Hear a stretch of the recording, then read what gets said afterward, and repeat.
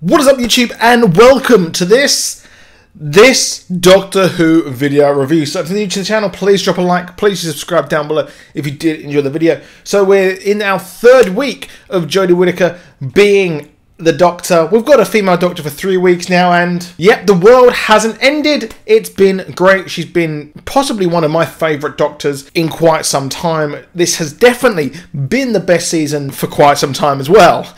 And I really did enjoy this episode. Usually, last week I said that we're going to be getting this episode, and I'm not usually really a fan of these sort of historical kind of episodes. I find them a bit weak, a bit lame, and I prefer going to the future or going to a different planet. That's where I really get the enjoyment from Doctor Who. But of course, this was and always will be a kids' TV show to show them and teach them history. That's why the show was actually made in the first place. But this episode, it was actually really good. I enjoyed it for a historical episode, very kind of what could have been a very on-the-nose, obvious thing that says racism is bad, don't be racist, blah, blah, blah. This actually worked really well. It showed the people behind the racism. Now, and the fact is, one of the most poignant parts of the episode, while of course the most impact was of course any time Rosa Parks was on that bus. The best bit in my opinion was when we had Bradley Walsh's character say, like, why do you do this? Why are you against this? Like, kind of the why are you for the segregation? And he just says, it's just the way things are, which, yes, evil prevails when good men do nothing. And that's a really, really strong line there. And just goes to show that, well, everyone's kind of stuck with it if they were against it or not, because it was just the way things are. And also, they were quick to point out the fact that this was no kind of historical hero victory for Rosa Parks. She lost her livelihood, her husband lost her job, she lost her job, all because she did the right thing. She stood up for herself, which was, again, really, really strong. And I think that they handled this really well. Before, when we had jaunts to the past, we had kind of Matt Smith belittle the racists or the evil people.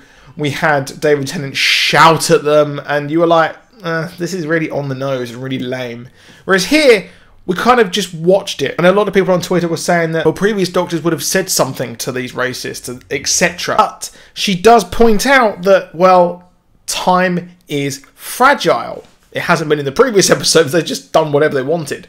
But here, of course, it is fragile. Any little moment would have affected anything. And the fact is, they had to let everything happen just as it would have in 1955, or everything would have messed up. If she walked around going, oh, you're evil, you shouldn't be racist, blah, blah, blah, it would have messed with the time, and she would have been the hero and not Rosa Parks, who quite rightly should have. So yeah, I thought that was really clever, the way they did that. That's what I read into it anyway. You can just have your own opinion because, you know, you can. But one thing I thought was really cool in this episode was the introduction of a time-travelling villain, a time-travelling alt-right villain, which was pretty funny. Now, the problem is he didn't really have much going for him. He was a bit pointless, a bit lame. He wasn't much of a villain. He found like a Grease kind of school productions costume lab thing, and then put that on and thought, you know what, I'm going to go to the 50s. And it was a bit kind of, they could have done a bit more with it. Could have fleshed him out just a bit more. He did mention that he was in the Storm Cage, which is of course River Song. That's where she was based, and she did have the little temporal thingy, my bobby thing on her wrist as well. That she did use that to escape and go on travels with the Doctor. So does that mean we're going to get River Song to return? Yeah, I definitely do think so. I mean, she's been with most, or I say been with, she's travelled with most of the contemporary Doctors here, and it's going to be really fun to see her walk around with a female version. We've had the Doctor interact a female Master.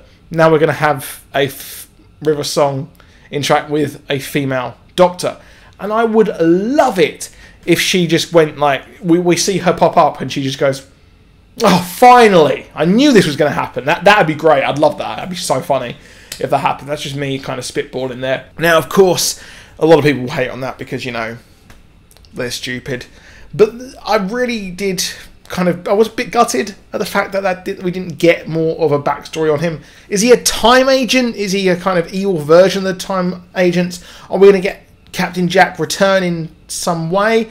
That'd be really fun. I do hope that he returns. But as a whole, the episode was really, really good. And I thought it was a good for one of these historical ones. Next week we've got a ridiculous spider monster evolution thing, some kind of 8-legged freak sort of thing going on there. So I'm going to be excited to see where that goes. And hopefully we will actually kind of expand upon the mystery of the Predator-style tooth-faced things as well next week. Is this time agent or not time agent? Whatever he is, he's going to return because he's just disappeared in time. So it's going to be fun to see where he pops up next, and is he an agent again for those Predator thingy bobs? Is he like their herald? Is he their Silver Surfer? We'll find out next week. But that is it for this video. Please drop a like, please subscribe. I'll see you soon, and goodbye.